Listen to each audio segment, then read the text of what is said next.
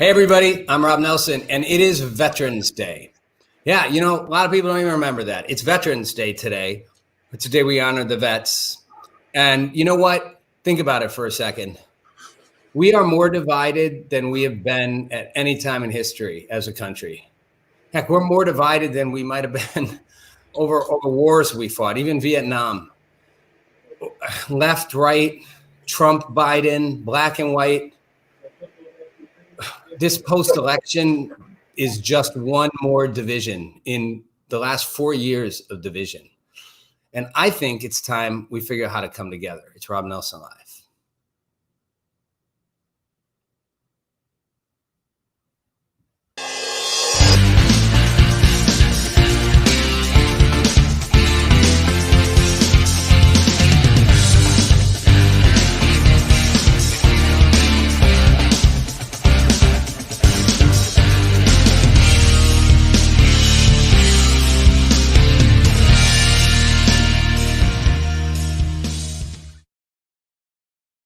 Hey, everybody, welcome to the Wednesday show.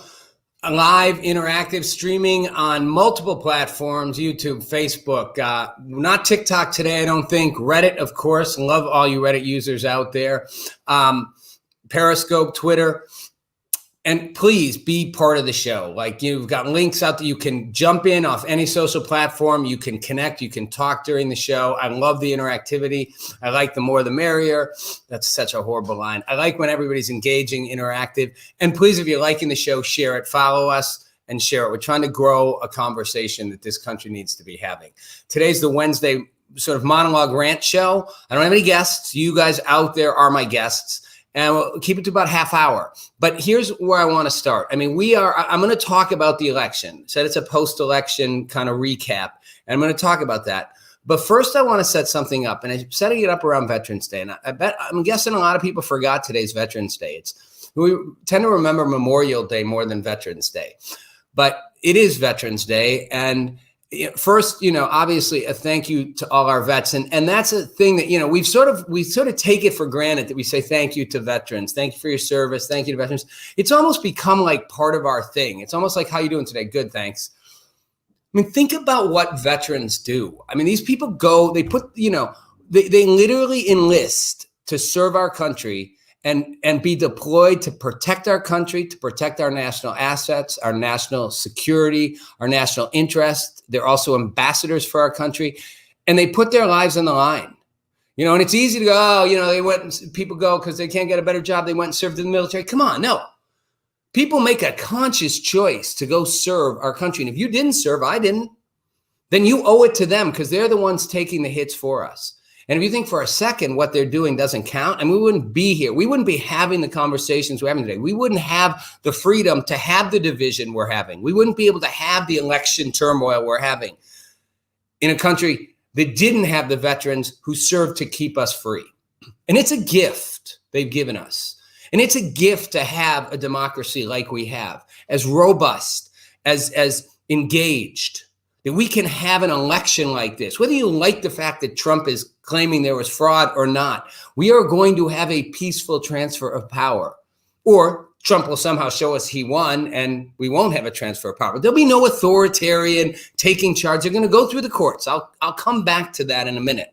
But I want to focus still again on the veteran part. My dad was a vet, served in World War II. Yeah, back in the day. He was of that greatest generation. He was older when I was born. He wasn't a young dad.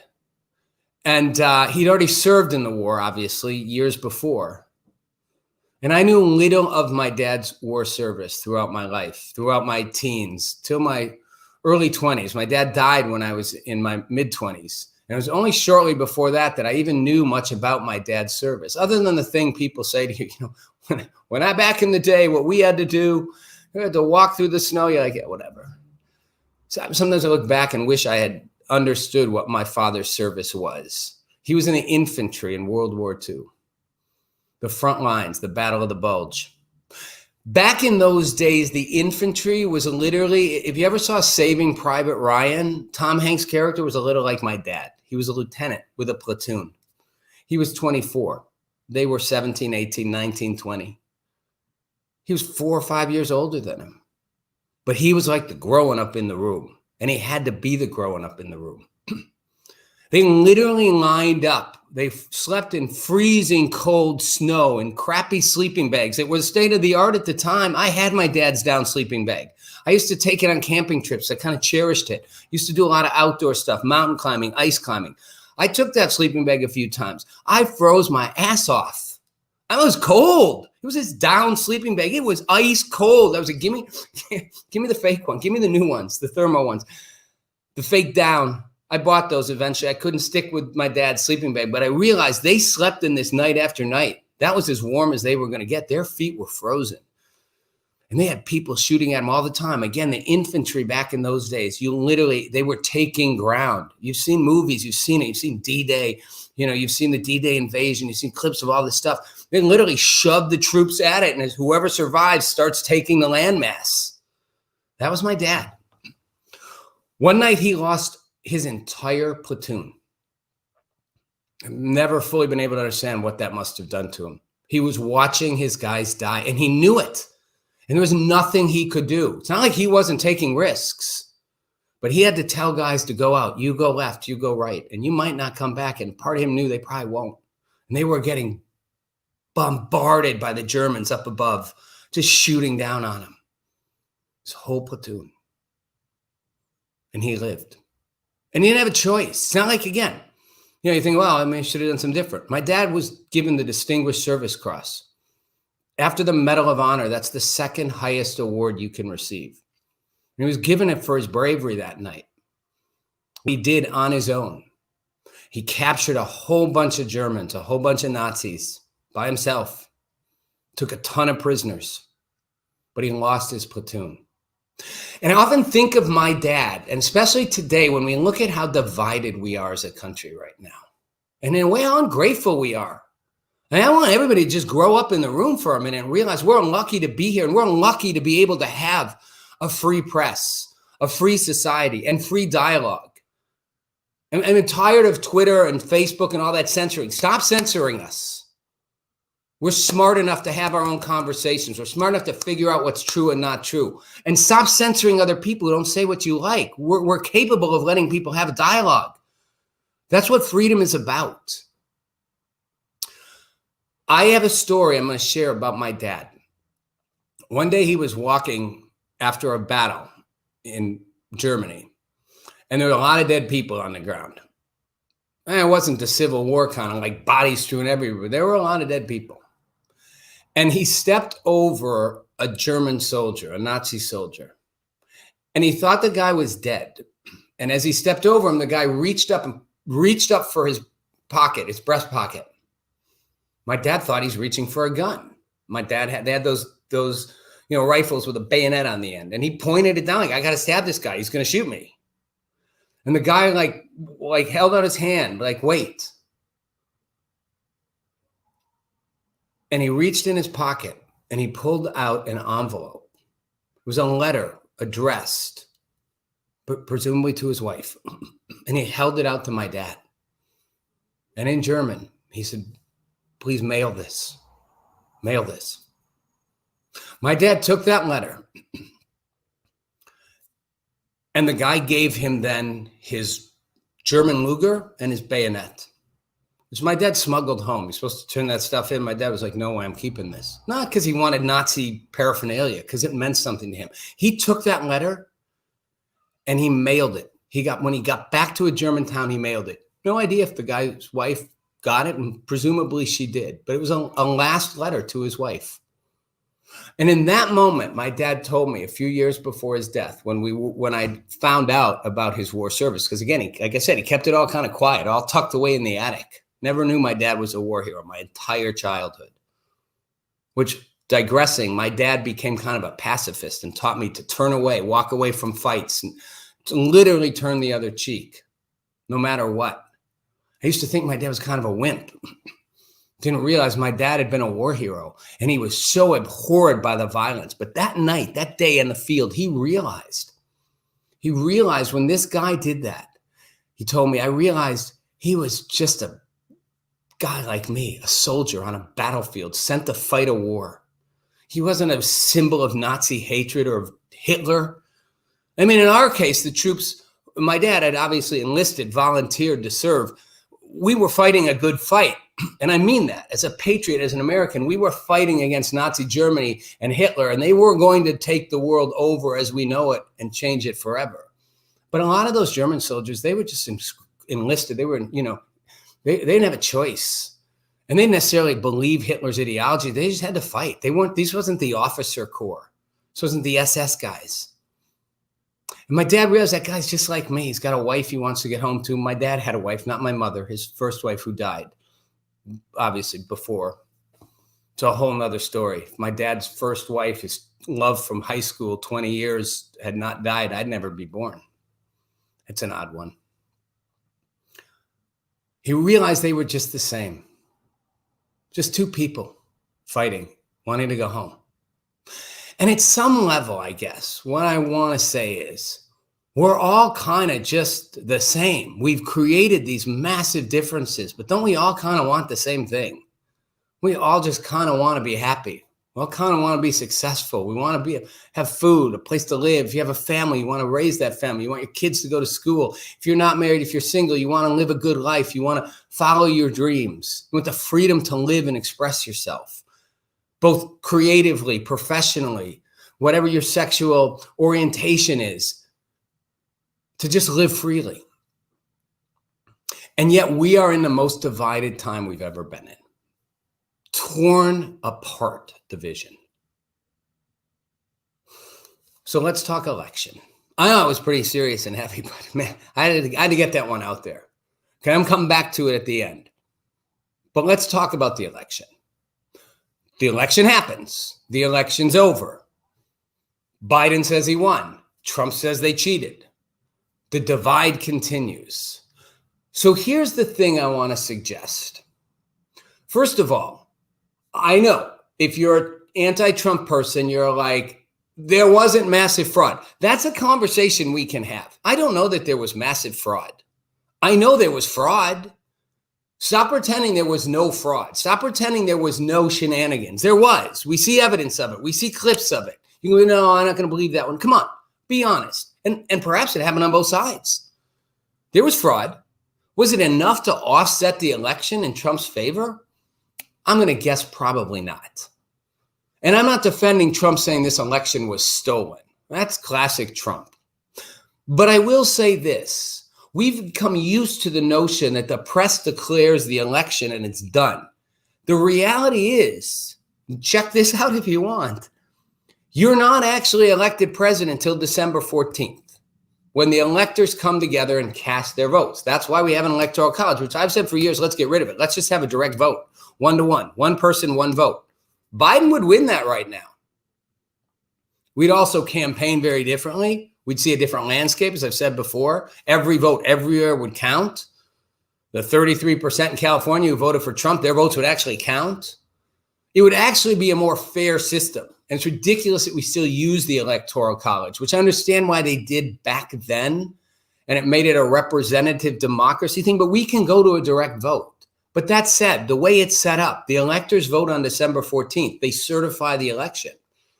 And not until that date is a person actually won the presidential election. So when everybody's going, you know what, the race is over, it's actually not over. It doesn't matter why Trump's saying what he's saying. Doesn't matter if he's saying it's fraud and the election was stolen and it wasn't. The time between now and then is the time you are legally allowed to challenge, contest, recount, do whatever you want until December 14th when the final electors cast their vote. That's the reality of how the Constitution was set up. That's how it works. So when you're going crazy out there going, you know what, he just needs to concede. He actually doesn't need to concede. And why you would think Trump would concede? After 4 years of being pummeled, hammered, harassed, I don't care which side of the aisle you're on. Don't tell me Russian collusion happened, because it didn't. And Mueller and however many millions of dollars they spent and hundreds of thousands of documents they looked at and hundreds of people they interviewed found no evidence of criminal misconduct around collusion, because there wasn't any collusion. And the the emails coming out of the FBI that got uncovered under Freedom of Information Acts and congressional inquiries in the last couple of months show that the FBI knew it. The people involved in the investigation were saying, we really don't see any evidence of him colluding. And we know the Steele dossier was not substantiated. It was mostly made up. And James Comey, the time the head of the FBI, knew that it really wasn't.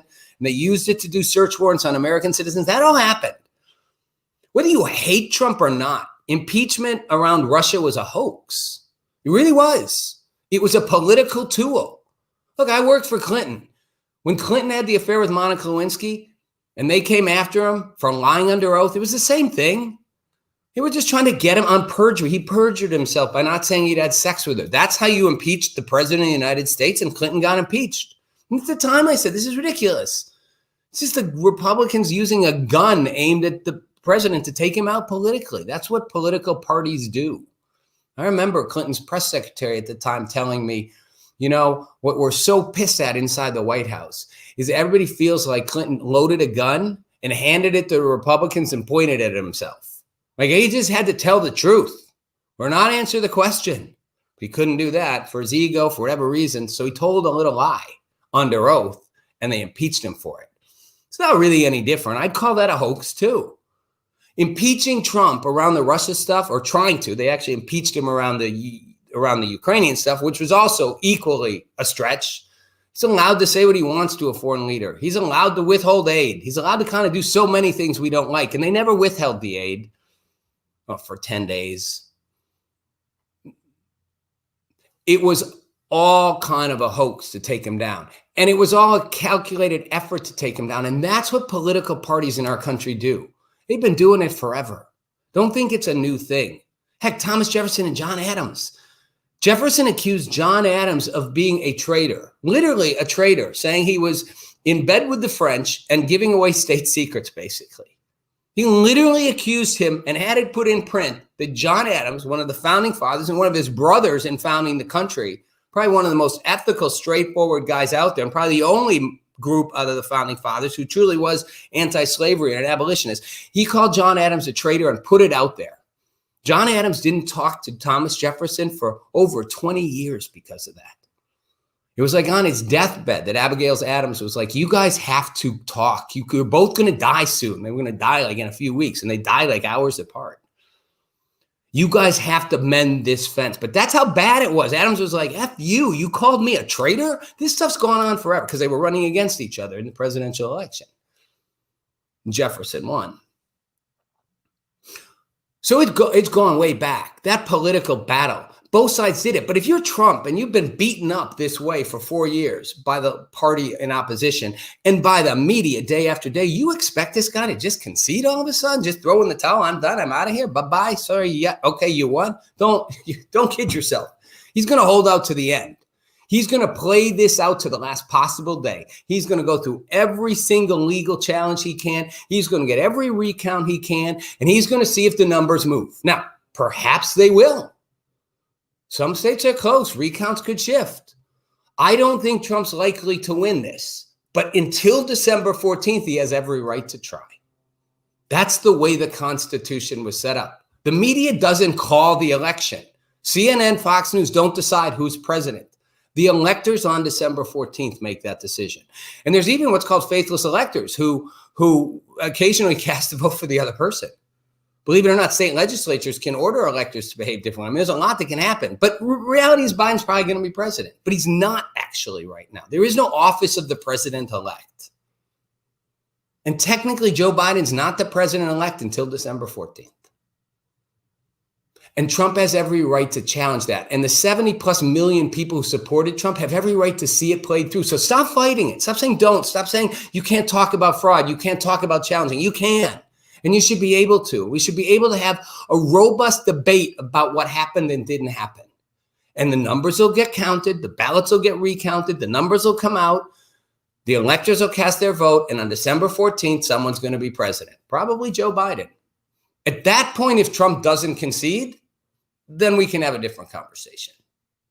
But give him till December 14th. And don't even kid yourself that Trump's not going to leave office. He's going to leave office. Oh, he's going to hole up in the White House. There's actually a very simple answer to that. The U.S. Marshals will come in and escort him out. As much as some of you want to think so, Trump's not some crazy authoritarian dictator. He doesn't have the power. The military isn't going to just suddenly do what Trump wants.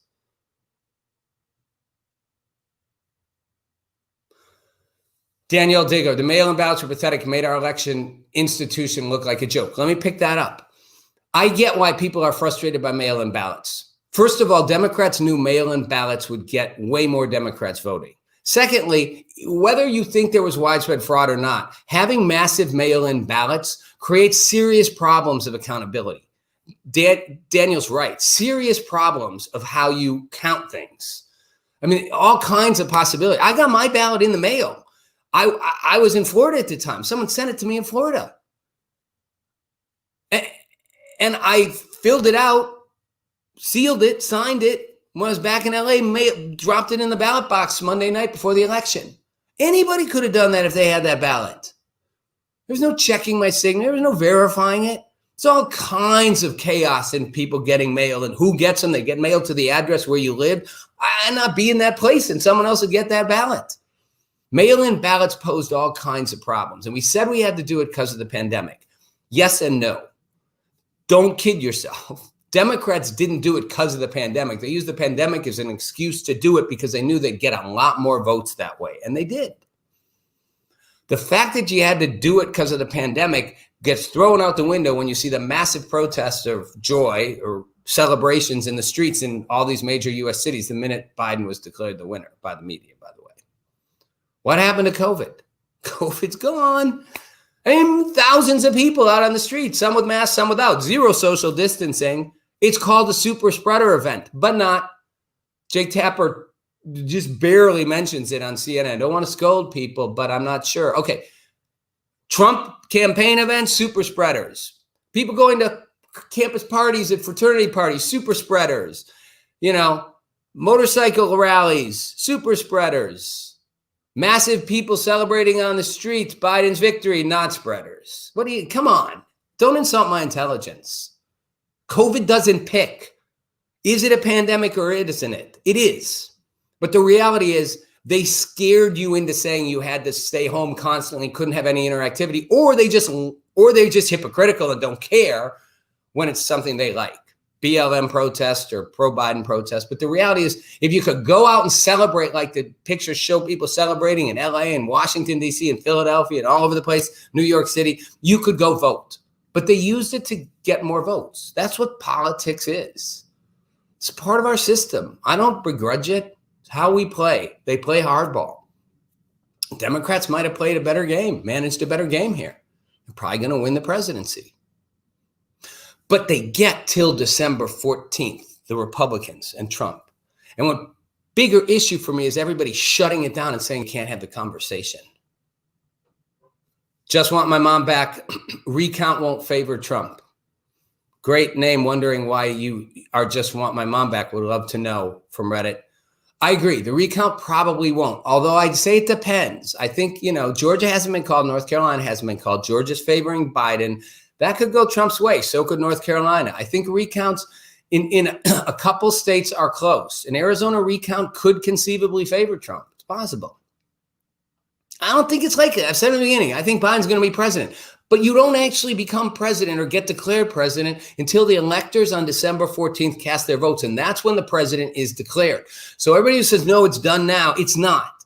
And anyone says they shouldn't fight or to legal challenge. They have every right to fight or legal challenge. You're saying that when you were okay with countless hearings and legal challenges against Trump for 4 years around Russia, around the Ukraine, but now he can't do the same thing.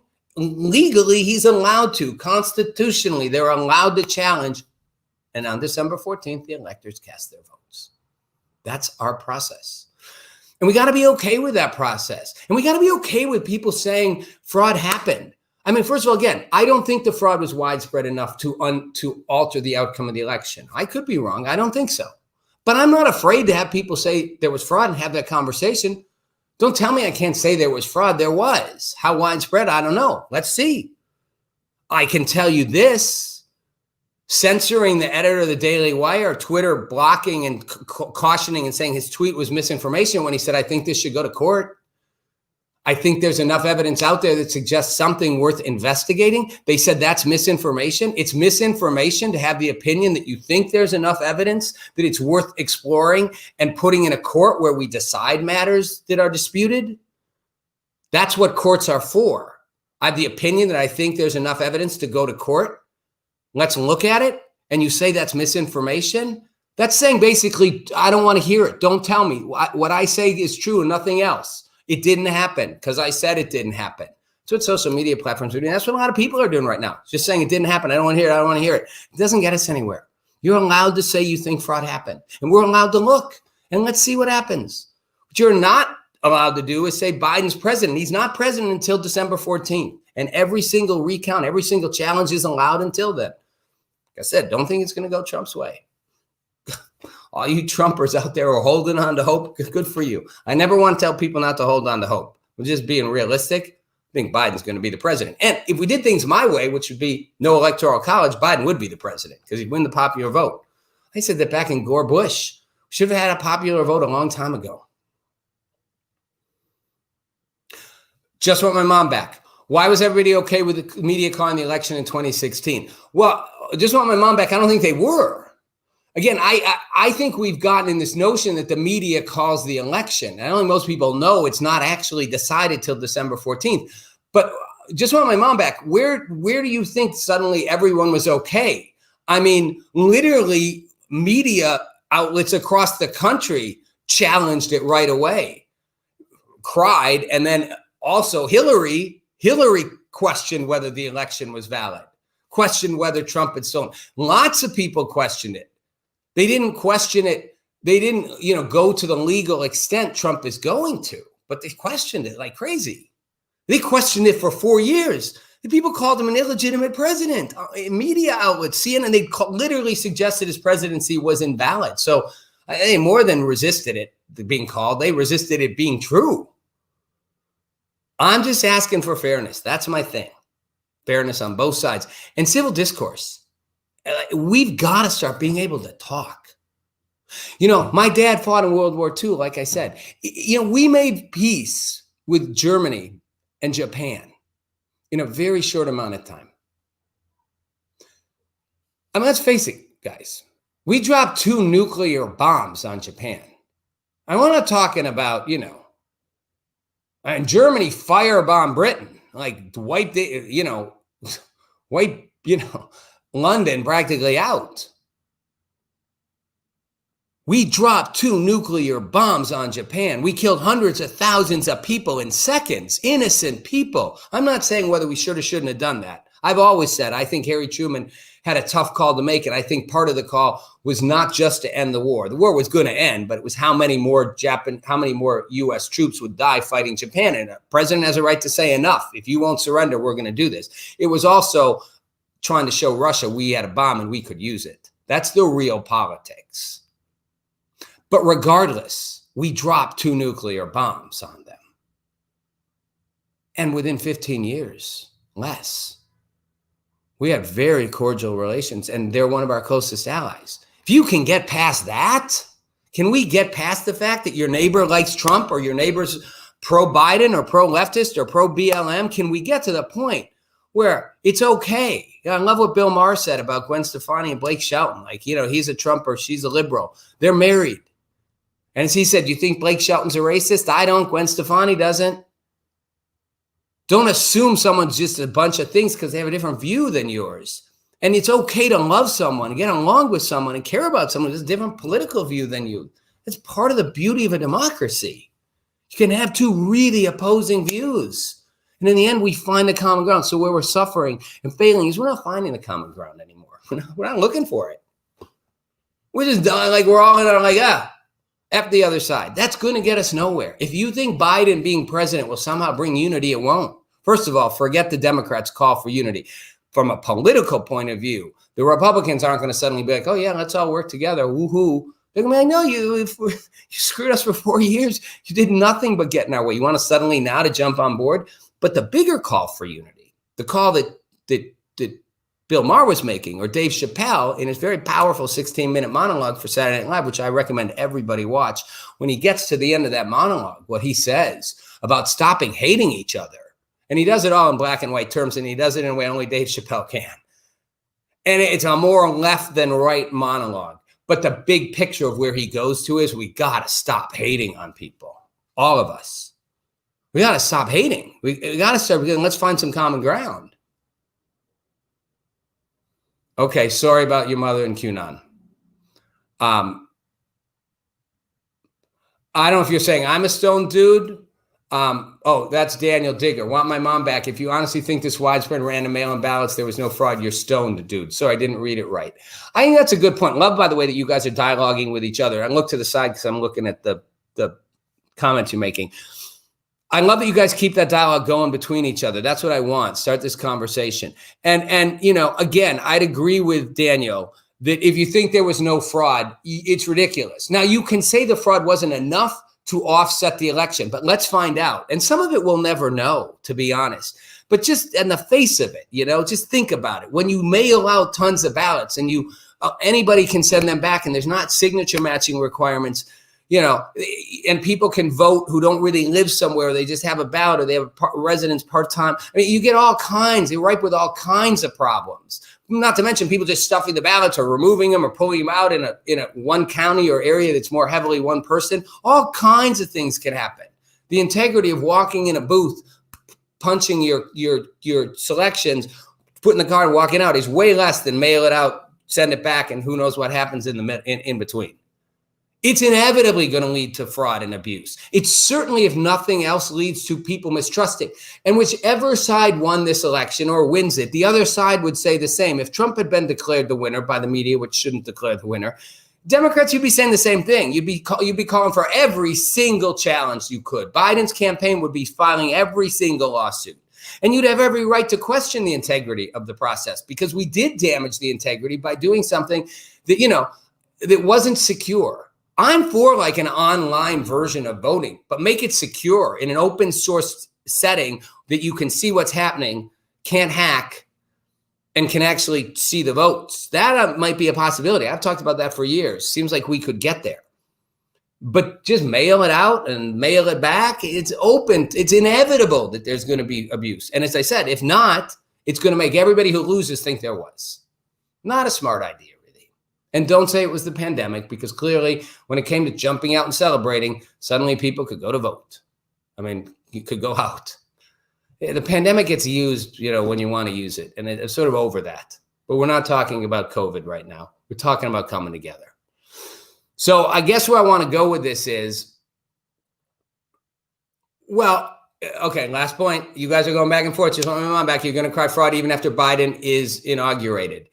I think some people will. But what I would say is, if Biden's inaugurated, at that point, you can say there was fraud, and you will. Same way Democrats, you know, accused Trump of being an illegitimate president for several years. But I'm going to encourage people to go, once that's done, we can say the fraud was there. You can say it. You can say it wasn't fair, but you got to move on and accept that that's the way it is. Just like I said people should do 4 years ago with Trump. Move on. 2 years, you can elect new members to Congress. You can elect a whole new Congress in 2 years, a whole new House of Representatives if you wanted. And in 4 years, elect another president. So move on, get with the process. That's what I said to people 4 years ago with Trump. I was like, if you hate it, just get over it and move on. Go to the midterms. Go 4 years from now. So I would say the same thing to Trump supporters if Biden's inaugurated. Move on. Focus on 2 years from now. Focus on 4 years from now. And by the way, don't expect Donald Trump to go away. He ain't going to just disappear into a nice little estate somewhere. That guy's probably going to start a media network. He's going to use his power and his voice and the millions and millions of people who follow him to ramp this up. I wouldn't be surprised if he tries to start some kind of an alternate vehicle to a Facebook. I don't know if he'd succeed at it or Twitter, but he's certainly going to start some kind of an interactive media network, digitally based media network, I mean, and probably cable, who knows, to try to continue what he's doing. And it would not surprise me if you see Donald Trump running for president again in 4 years. And unlike Hillary, it won't be like, oh, he's sort of done. He'd have a real shot at winning. So yeah, he'll move on. But we need to move to, we need to move together. Blitz ticks. Popular vote is not relevant. Each state joined on the same premise of electing leaders as a republic. I agree. My point is only it shouldn't be. It's time we change that. It's time we went to the popular vote.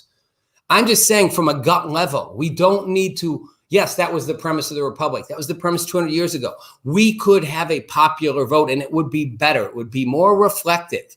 It would actually enfranchise more people. Because right now, if you live in California or New York, your vote as a Republican at a national level, not necessarily in a congressional district, but on a presidential, is almost invalidated. 33% of Californians vote for Trump. It means nothing because they're not going to get close to the 51.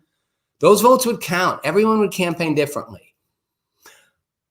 But back to coming together as I close this up. We need to come together. And we need to start having these conversations, difficult and awkward. But we have to. It's only by engaging and seeing each other face to face. And seeing each other as humans. We're demonizing the other side. When you demonize people, it's bad. I want to bring this back to my dad. I'm proud of my dad. I'm proud of his service, proud of the life he lived. He was a really good human being, but he wasn't perfect. And like many of his generation, conservative, Christian, that era, he had a bias toward people who were gay. Just thought there was something wrong with it. And he thought maybe it made them less of a person. My sister became best friends with a gay couple who lived in the house with her, the house we grew up in. We no longer lived in it, and we still had it. And my sister and these guys lived in it. My dad loved these guys. He just loved them. But he didn't know they were a gay couple till one day he did. And the day that he did, he was like, what? What? They're gay? And we were like, yeah. Like, how you didn't figure that out? Like, wasn't a big secret. But he didn't want to see it. He was like, wow, they're such great human beings. They're such fantastic people. I love them. I was like, Dad, of course you do. Because being gay has nothing to do with it. And from that day forward, my dad's view about being gay changed 100%. Now you can say, well, he was a bigot. No, he wasn't. He just had a narrow view. It's what all narrow views come from that. All hatred comes from that. All diminishing of other people come from that. And when you can actually see another person for who they are, outside of the box of what you think they are, you can discover something that can lift you. You can discover how not only how good that person is, but how good that whole group of people you made. So if you're an anti-Trumper and you think all people who support Trump are racist, spend some time with some Trump supporters. You might discover great things, that they're great people, and that, you know what, they're not racist. Not all people who support Trump, or even most people who support Trump, are racist at all. But you're not going to see that if you don't spend time one-on-one with them. Same goes the other way.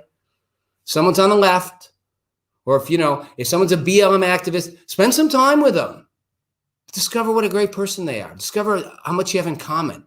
You don't have to agree on everything. You can still have your differences. But until we stop dehumanizing each other and start humanizing one another, we're just going to keep ripping our country apart, ripping the fabric farther and farther and farther apart. Bruce, before we go, do we have that flag, ripped flag? We're just going to keep shredding it. I'll pull it up. Now let's just take a look at it as we go out. And by the way, I want to thank you guys all for being part of the show, for your comments, your feedback. It means a lot to me. I am on a mission to create a common ground dialogue that we can't win if we just stay in our camps and demonize the other side, both sides. We have to come together. Again, you don't have to like the other side. You don't have to be like you're my best friend. You certainly don't have to agree with them. But you have to listen to them.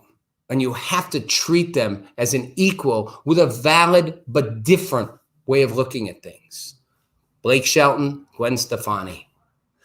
Or go back to the Bush era, and Clinton era, James Carville, Clinton's pollster and campaign manager and top aide, and Mary Matlin, who did the same thing for Bush. They're married. And they literally represented each candidate as their top person in the race. And they came home at night and they loved each other. I knew James Carville. They loved each other.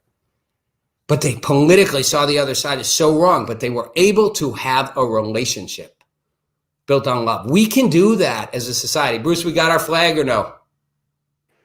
No, not yet. Okay.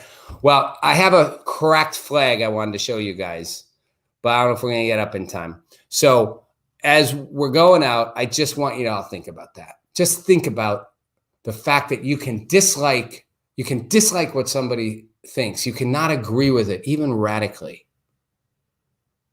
But that doesn't mean you can't like that person, or at least respect and honor that person and allow that person to be part of a dialogue with you. And if you don't do that, if we don't agree to come together toward that middle ground, that common ground, we're going to just rip farther and farther apart. We'll just keep flipping this cycle over and over again and go back and forth. And the reality is most of us, all of us, eventually will lose from that. And those most in need will lose the most. You want to heal this nation, it starts one-on-one. Starts one-on-one. Find a person in a Facebook group you don't like and get in there and listen. Everybody needs to make that exchange. It's the only way we go forward. Otherwise, like I said, we just rip apart. And the truth is, I think most of you, most Americans want common ground. They want to find a healing space. That doesn't mean throwing away what you believe. It just means finding the common ground, coming together. All right. Thank you guys for watching. Share the show. Follow it. There's the cracked flag at the very end. Let's heal that rip. Let's make this one country again. Left, right, Democrat, Republican, rich, poor, black, white. We need to heal and unify. Thanks for watching.